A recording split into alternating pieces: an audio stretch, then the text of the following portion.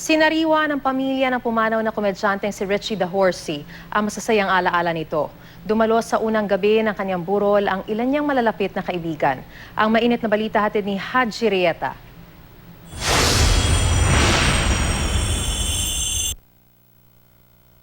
Masayahin at palaging nagpapatawa. Ito ang mga laalang hindi kailanman malilimutan ni Joy Reyes, ang asawa ni Richie the Horsey o Richard Reyes sa tunay na buhay. Nung Biyernes ng gabi pumanaw ang dating komedyante dahil sa multiple organ failure dala ng sakit na diabetes. Well, yung pagiging funny niya all the time, although, kahit, with the kids, lagi siya nagjo-joke before. Yun yung nakakamiss. Tsaka, yung pag nagluluto siya every morning. Na-stroke si Richie ilang taon nang nakakalipas.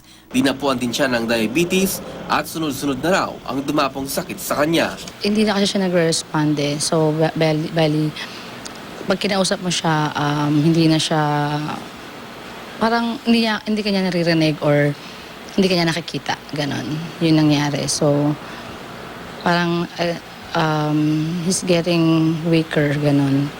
Ang isa sa mga anak ni Richie na si Ricardo Victor, mamimiss daw ang ama. Kuwela yun eh. Nakasama namin Kuwela.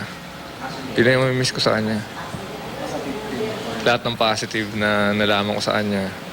Ay, saglit ko na siya nakasama eh. Pero marami pa rin positive na nakita ko sa kanya as father. Yan.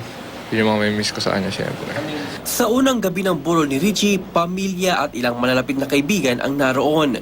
Nagpapasalamat ang pamilya sa mga fans na nag-alay ng panalangin kay Richie. Nakaburol ngayon sa Loyola Funeral Home sa Marikina ang mga labi ni Richie the Horsey.